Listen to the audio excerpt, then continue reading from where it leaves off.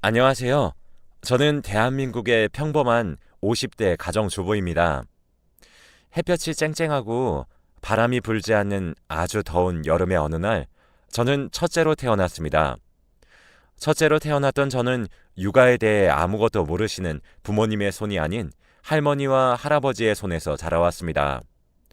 항상 돈 모으기 바쁘셨던 아버지와 어머니는 일주일에 한두 번 정도 얼굴을 보는 게 다였고, 할머니와 할아버지가 유일한 저의 친구였죠. 제가 태어나고 2년 뒤에 남동생이 태어나게 되었습니다. 남동생은 성격이 완전 밝고 활발한 저와는 다르게 가만히 앉아서 책 읽는 것을 좋아하고 시끄러운 것을 굉장히 싫어하는 동생입니다. 동생과 저는 학교를 다니며 공부를 하는데 저는 동생과 비교 대상이었습니다. 할머니께서는 항상 준영이는 이렇게 점수가 좋은데 왜 윤지는 이렇게 성적이 좋지 않은 거야? 나중에 커서 되고 싶은 것은 있니? 더운 날에 시원한 공간에서 일하고 추운 날에는 따뜻한 공간에서 일을 하고 싶으면 준영이처럼 공부를 해야 해, 윤지야. 이런 말씀을 하셨어요. 어린 나이에 칭찬 대신에 꾸중을 많이 들었고, 그렇게 저는 항상 할머니의 꾸중을 들으면 울었습니다. 그럴 때마다 할아버지가 저를 챙겨주셨어요. 그래서 저는 할머니와 할아버지 중에서 할아버지를 더 따르고 믿었죠. 윤지야, 인생에 사는 게 전부가 공부는 아니니까 걱정하지 말고 사람이 인성만 좋으면 돼. 저에게 항상 긍정적인 말씀만 해주셨던 할아버지께서 저의 회사 취직과 동시에 급성 뇌출혈로 돌아가시고 말았습니다. 하루아침에 할아버지를 잃었고 제가 겪은 충격은 말할 수 없을 만큼 컸습니다. 일반 중소기업에 다니시는 어머니와 무역회사에 다니시는 아버지는 할아버지의 사망 소식에 바로 달려오셨고 회사 취업으로 축하받아야 하는 날, 제 인생의 최악의 날로 바뀌어버리고 말았습니다. 할아버지와 할머니의 집에서 키우던 하얀색 진돗개인 겨울이는 할아버지를 기다리는 듯 항상 현관문에 서 있었습니다. 겨울이를 보면 할아버지를 보는 것 같았습니다. 항상 집에 도착하면 반갑게 맞이해주던 할아버지 같은 기분을 받았기 때문이죠. 어느 날 제가 할아버지께 왜 이름이 겨울이에요? 라고 여쭤보자 할아버지는 내가 겨울에 태어나서 제 이름을 겨울이라고 지었어. 거의 내 분신과도 같은 존재니까 친하게 지내야 돼. 라고 말씀을 하셨어요. 그렇게 조금은 짧았던 할아버지와의 추억을 접어두고 할아버지의 죽음에 대해 받아들여야 했습니다. 할아버지의 딸인 저희 어머니보다 제가 더 많이 울었습니다. 겨울이만 보면 눈물이 그냥 절로 났으니까요. 저는 이렇게 슬프게 우는데 저희 남동생은 피도 눈물도 없는지 되게 눈물 한 방울 흘리지 않았습니다. 너는 할아버지가 돌아가셨는데 슬프지도 않냐? 동생은 저의 말에 아무런 말을 하지 않고 정적이 몇 초 정도 흐른 뒤에 다시 입을 열었습니다. 영원한 것은 세상에 아무것도 없어. 사람이 태어났으면 죽는 게 당연한 거지. 사람이 태어났으면 죽는 것이 당연하다는 것을 그 누가 모를까요? 알면서도 슬픈 것이 현실인데 저렇게 행동하는 남동생이 너무 매정하고 딱딱하게 행동하는 것 같아서 정말 보기가 싫었습니다. 너 말 되게 이상하게 한다. 그걸 누가 몰라? 됐다. 말하면 싸우기밖에 더하냐? 그때부터 동생과의 사이는 그리 괜찮지 않았습니다.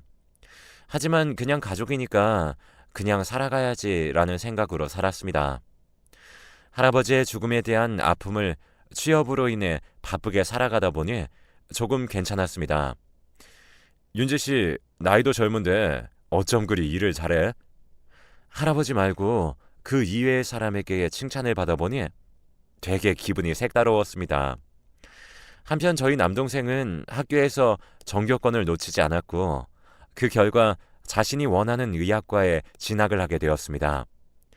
할아버지의 죽음에서 그렇게 매정했던 동생이 소중한 사람의 목숨을 살리고 싶다고 의학과에 진학을 하게 된 것입니다.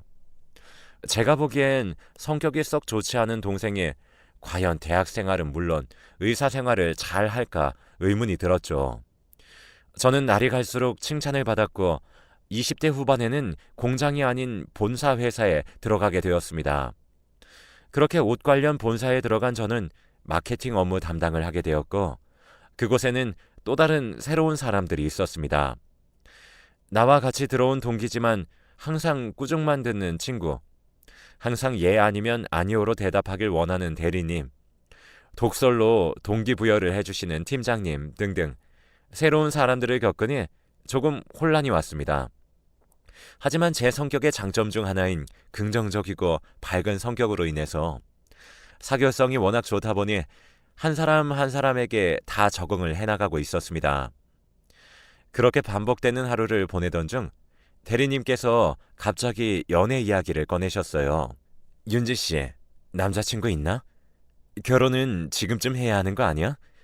내가 거래처에 아주 멋진 남자애 하나 있는데 소개시켜줄까? 항상 예 아니면 아니오로 대답하길 원하시는 대리님 앞에서 당당하게 아니요, 괜찮습니다. 라고 말씀을 드렸습니다. 그러자 대리님은 그 뒤로 저에게 모든 업무를 맡기셨습니다. 그 일이 있고 난 후에 항상 혼자서 야근을 하는 것은 물론 대리님의 업무를 제가 대신하는 경우도 있었고 조금만 실수를 해도 회사가 떠나가라 소리까지 지르시는 날들이 계속되었죠. 차라리 그냥 그만둘까라는 생각도 들었지만 내가 잘못한 것이 없는데 왜 나가지라는 생각이 들었고 도저히 참을 수 없던 저는 대리님의 자리로 가서 하고 싶었던 말에 대해 다 이야기했습니다. 대리님, 왜 그렇게 갑자기 저한테 못되게 구시는 건가요?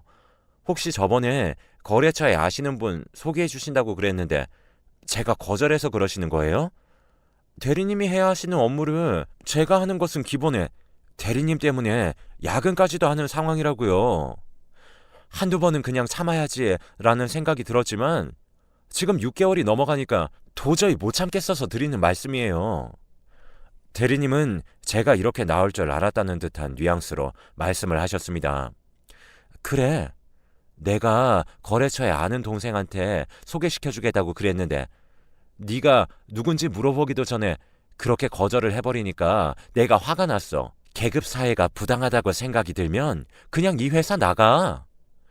지금 여기서 그만두면 저의 일자리가 사라지는 것은 물론 이제 와서 뭘 배우고 어떻게 경력을 쌓지라는 걱정이 많이 들었습니다.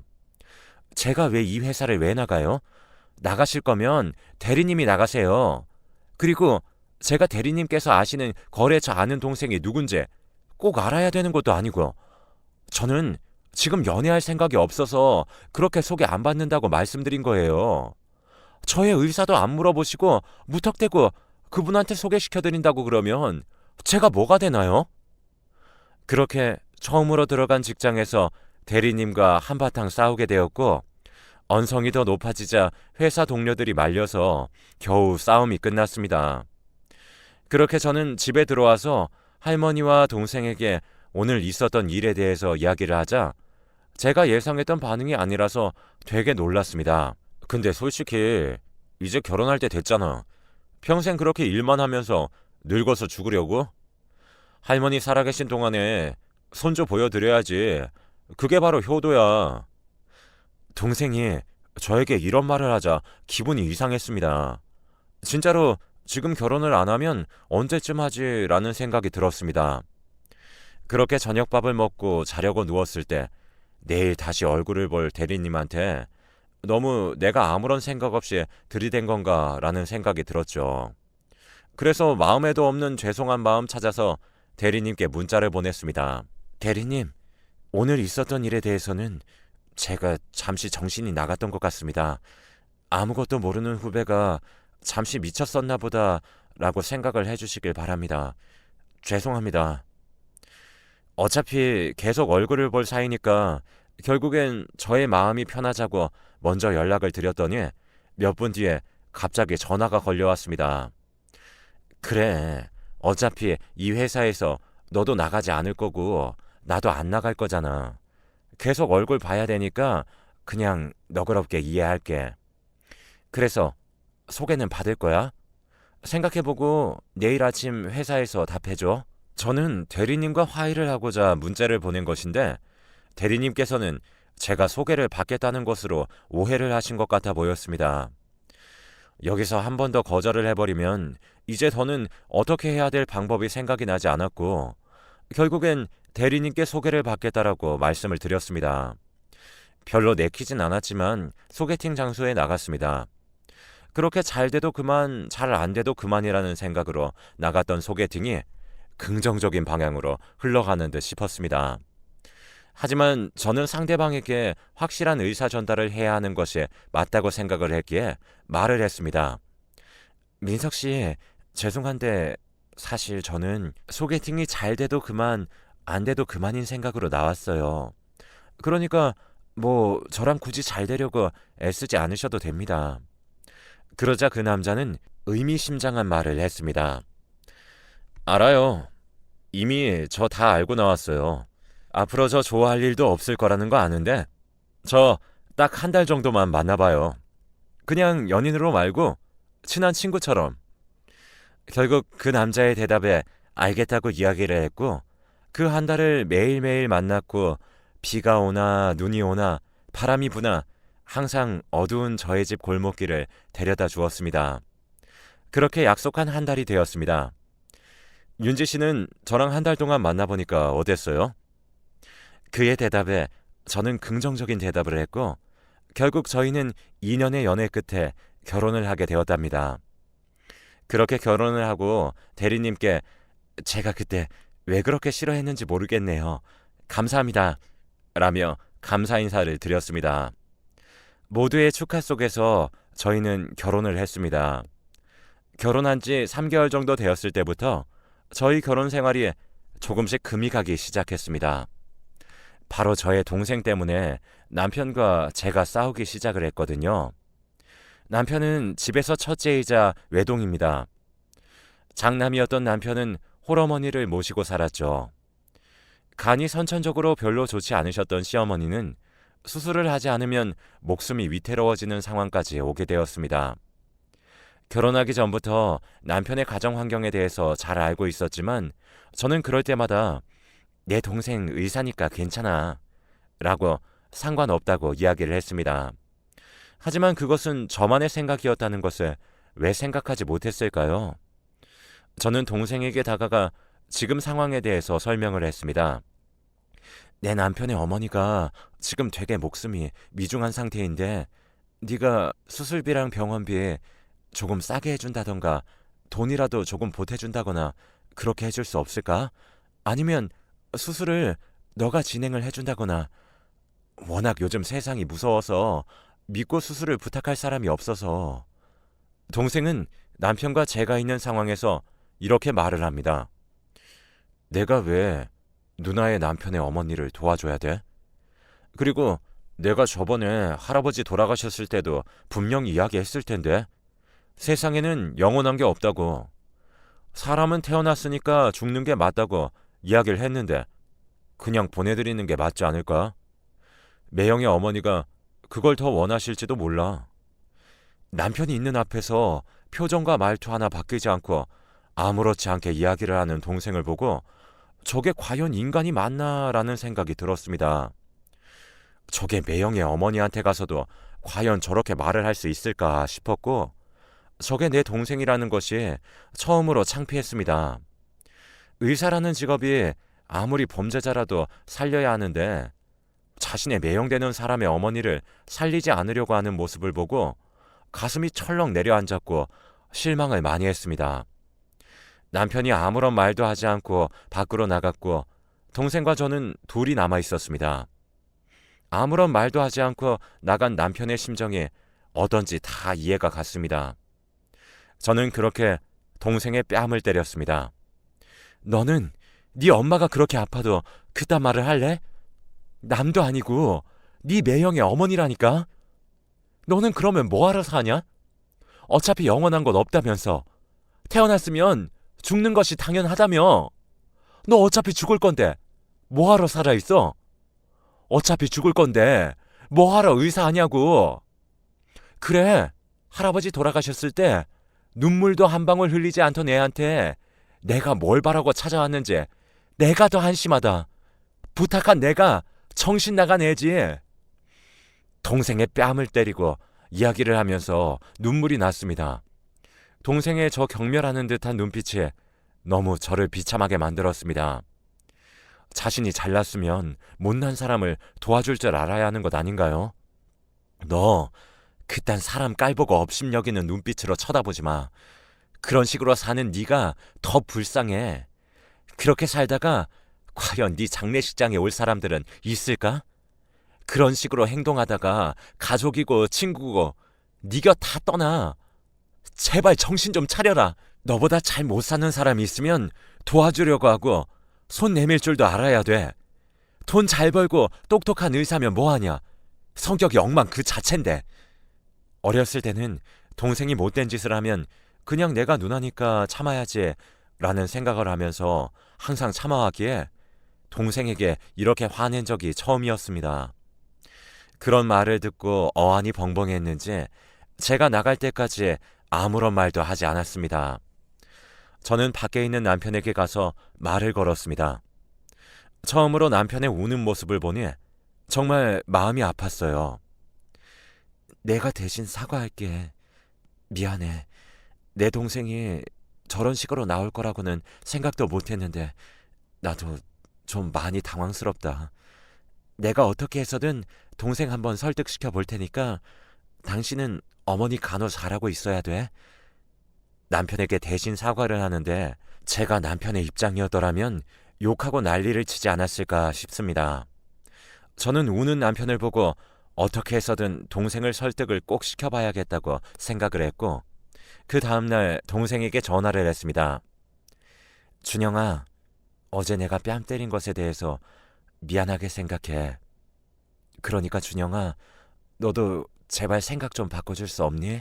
소중한 누군가를 잃는 그 느낌을 할아버지의 죽음을 통해 그 누구보다 잘 알았던 저는 동생에게 부탁을 하며 눈물을 흘렸습니다. 하지만 동생은 여전히 차가운 반응이었습니다. 누나는 언제까지 그렇게 의존하면서 살래? 세상에 의사가 나 하나 있는 것도 아니고 왜 굳이 나한테 와서 수술을 해달라는 거고 돈을 달라는 건데? 누나가 거지야? 수술비도 없어? 나 누나한테 할 말 없으니까 그런 줄 알아. 동생의 경멸스러운 듯한 눈빛을 본 뒤로 동생이 어떤 막말을 해도 별로 충격을 받진 않았습니다. 남편에게 동생이 정말로 우리의 부탁을 들어주지 않을 것 같다고 이야기를 하자 남편은 땅이 꺼질 것처럼 한숨을 내쉽니다. 그렇게 남편과 저는 동생에게 사정사정하는 동안에도 시어머니께서는 고통을 호소하십니다. 얼른 수술을 빨리 하면 할수록 더 좋다고 하는데 저의 동생은 뭐가 그리 잘났고 왜 그렇게 도와주기 싫어하는 것일까요? 결국 며칠 동안 버티시던 시어머니께서는 응급실로 실려가게 되었습니다. 바로 수술을 들어가셔야 했기 때문에 돈 문제는 뒷전이라고 생각을 했죠. 수술을 하고 있는 시간 동안 남편과 저는 1분이 1년같이 느껴졌습니다. 그렇게 수술이 끝나기를 기다리던 중에 저희 할아버지가 생각났어요. 할아버지는 아무런 예고도 없이 갑자기 나타난 급성 뇌출혈로 인해서 돌아가셨기에 소중한 사람을 잃는 그 느낌을 남편이 겪지 않았으면 좋겠다라는 생각으로 간절히 기도를 하며 수술이 끝나기를 기다리고 있었습니다. 다행히 10시간의 대수술 끝에 시어머니의 목숨은 다시 되돌아오게 되었습니다. 남편과 저는 그제서야 한숨을 돌렸지만 문제는 돈이었습니다. 앞으로 계속 있을 병원 진료비와 약값은 물론 지금 당장 수술비와 입원비를 회사원 2명의 월급으로 감당하기에는 조금 벅찼습니다. 결국 남편과 저는 아는 지인들에게 사정을 이야기하면서 한두 푼씩 빌렸고 겨우겨우 돈을 마련하게 되었습니다.